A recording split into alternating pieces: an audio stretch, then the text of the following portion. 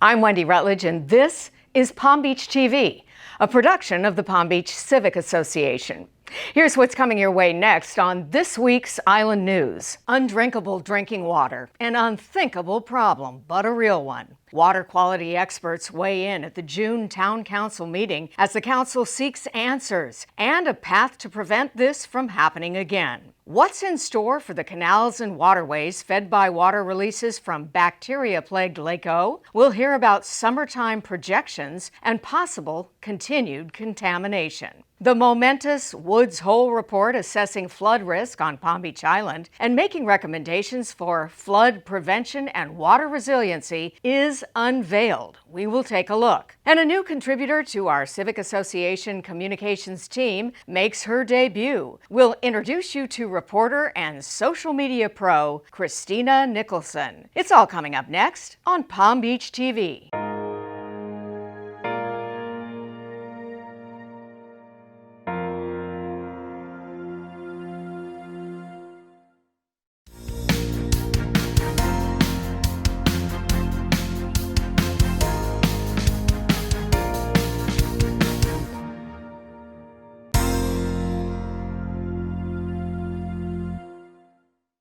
Some monthly town council meetings are fairly routine with reports on ongoing projects and so forth, but not this June meeting. In fact, it was consumed by big, important, urgent issues. Number one on the list, water. As your mayor, I take responsibility for intergovernmental relations very seriously and have engaged directly with Mayor Keith James, Congresswoman Frankel, and other county leaders to discuss the issue and express the town's demand for better communication moving forward.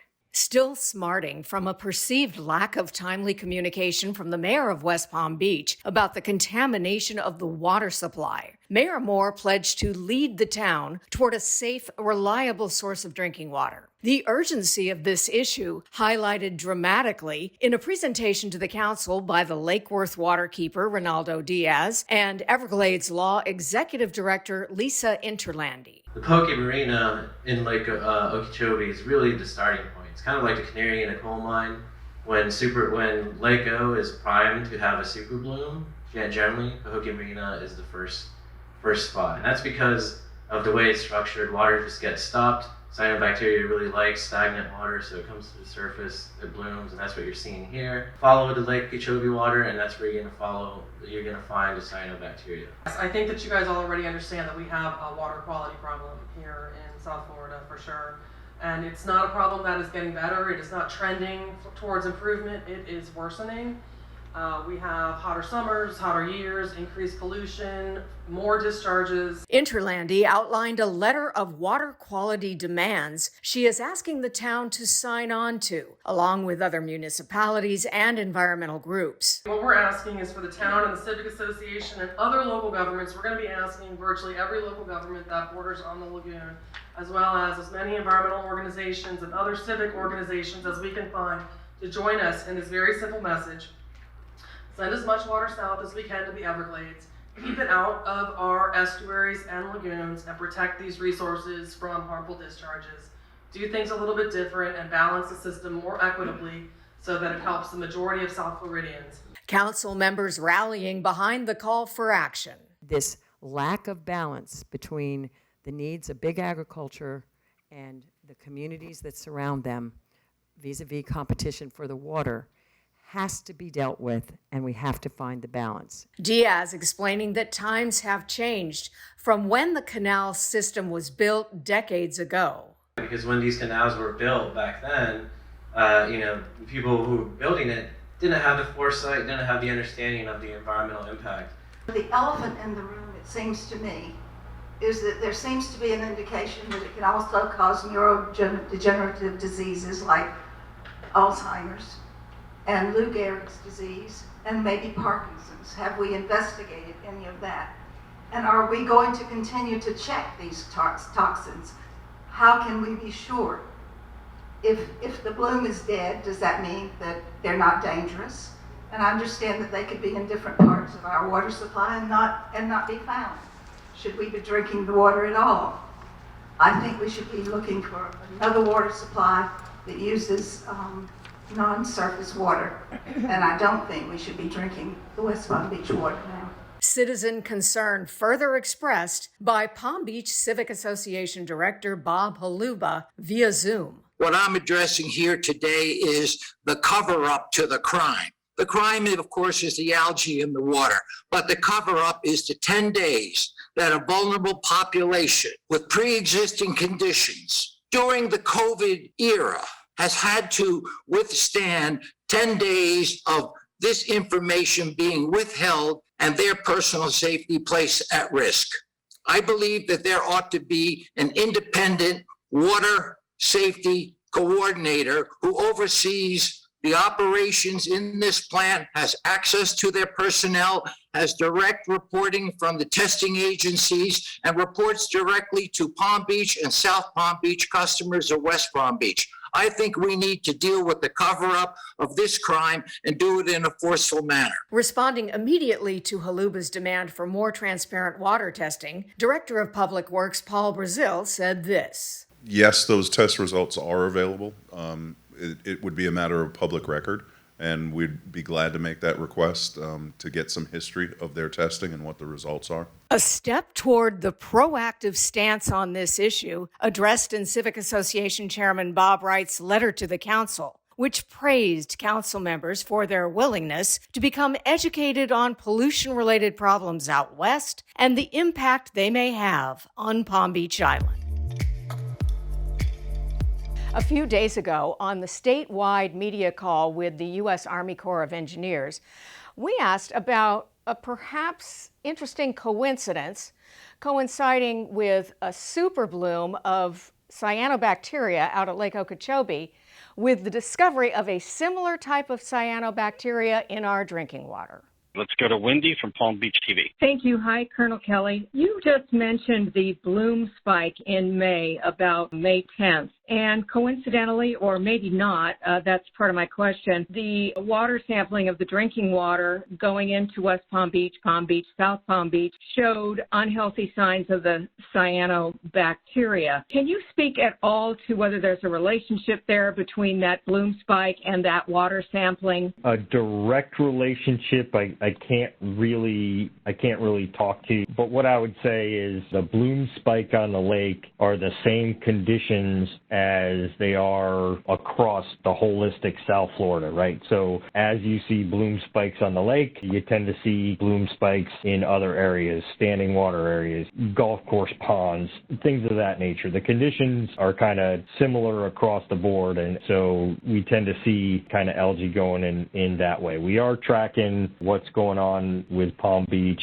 in terms of the drinking water issue that's been on the news, and I know they're actively working that. You know, South Florida Water Management District is actively working through all of that, but the direct kind of day-for-day relationship between what's happening on the lake and what's happening there, I think it's just by distance, time, and weather conditions, just really, I don't think you can make that connection. You can't make a perfect correlation. We're heading right into the wet season, where most Palm Beachers know to expect some flooding along the lake trail and low-lying areas on the island. But with sea level rising, those flooding annoyances are likely to get worse, which is a problem that the much-anticipated Woods Hole report aims to address. Truth is, there's risk today.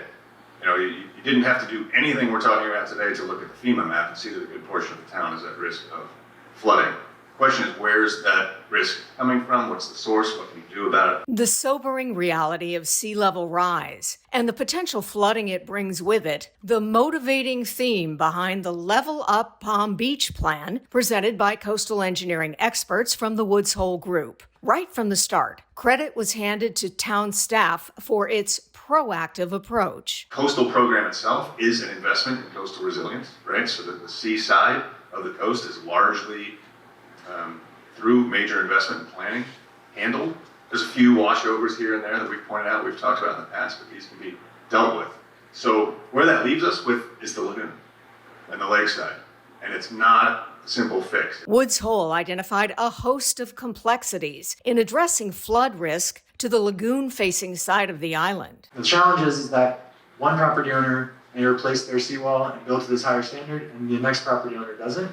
The first draft of the Level Up Palm Beach Plan for Coastal Resilience included everything from changes to the building code, to raise minimum building elevation, to higher seawall protection, and to an even grander vision. The shoreline, Lake Worth shoreline component of Level Up is considering a surge barrier at Lake Worth Inlet. A monumental project similar to the barrier on the Thames River to protect London from flooding. In 1953, there was a storm surge that came down the east coast. It swept up the Thames estuary, and places like Canby Island and Purfleet, the defences failed. As a result, the government decided that that risk was not acceptable and built the Thames Barrier, which is behind me here. A project to build a similar barrier in the Lake Worth Lagoon would require a partnership with the surrounding cities and towns. A group of interested municipalities called the Compact already exists, and town leaders are pursuing joining this coalition. Meantime, Woods Hole gathered feedback from council, which the engineers will use to create a final draft of its recommendations on flood mitigation to be delivered to the town in a few months. If you missed William Kelly's article on the unveiling of the Woods Hole report, you can read it by clicking the link below. The Palm Beach Communications Team is growing, with some very talented, skillful communicators coming on board. Here is a look at the faces behind the stories that you read and watch, and a welcome to our newest member. You read his insightful articles for years in the Palm Beach Daily News. Now, William Kelly writes twice weekly for the Palm Beach Civic Association. Look for William's Our Town articles every Monday and Friday morning in your email or on our website. Videographer Philip Baldwin and I provide the Palm Beach island-based content for our Palm Beach TV newscasts. And now we add a new face to the team, Christina Nicholson. We're excited to watch her reports on island life and the personalities that glitter the island, and to see how she spreads the word about the Civic Association and Palm Beach TV on social media. Here's Christina sharing a little bit about herself. Besides being a mother of 3 kids under the age of 10, I also am somebody who has worked in the media for about 15 years. I was a TV reporter and anchor, and I also do some TV hosting. I am super excited to be back here in Palm Beach. I filled in for Christina Noche when she was on maternity leave a few years ago, and I'm so excited to be back. I'm so excited to meet more of you around Palm Beach Island and share some of your stories from the people and the businesses here on the island. When I'm not out and about telling the fun stories Palm Beachers have to offer, I'm on my phone, connecting with Palm Beach Civic Association followers on Facebook, Instagram, and Twitter. Here, you'll be able to see us at work behind the scenes, get sneak peeks to upcoming newscasts, and stay up to date with everything happening around the island. So make sure to connect on social media and say hi. Members of the executive committee had a lot of questions. You can see Stephen's PowerPoint on our website for the latest. If I look familiar, it's because I was on air at Palm Beach TV just a few years ago, and I'm happy to be back on the island sharing positive stories. In addition to working as a TV reporter, anchor, and host, I also host my own business and marketing podcast called Become a Media Maven. Welcome to episode 127 of the Become a Media Maven podcast. I live with my husband and 3 young kids nearby and am thrilled to be spending part of my week on Palm Beach Island with you. Now that you've met Christina, here she is again, with news about an award going to Council President Maggie Zeidman. Just outside Town Hall, Palm Beach Town Council President Maggie Zeidman and Palm Beach Town Attorney Skip Randolph were honored to hold an award they received online a few months ago. The Alpert Jewish Family Service chose the two to accept the Never Again Holocaust Survivors Benefit Award for all the hard work they do to bring people of different religious beliefs together. I think it's important because right now there's so much division in our country. So to have something that recognizes the work that the fellowship has done, which is to bring people together through education, through social experiences, whatever way we can do it, I think this is the work of the future in our nation. We've been working for 28 years to attempt to bring people of the Jewish faith and the Christian faith and all faiths together in the town of Palm Beach and elsewhere. I am very proud to be affiliated with an organization that has the mission to bring people together, especially at this important time when the world is so divided. The Palm Beach Fellowship of Christians and Jews tells me the next step is to continue working together to bring people together. For the Palm Beach Civic Association, I'm Christina Nicholson reporting. That wraps up our Palm Beach TV newscast. Thank you for watching. If you enjoyed the newscast, why don't you send the link below to a friend? And if you are not a member of the Palm Beach Civic Association, please join us. If you are a member, please remember to renew. We will see you next time on Palm Beach TV, a production of the Palm Beach Civic Association, where membership matters.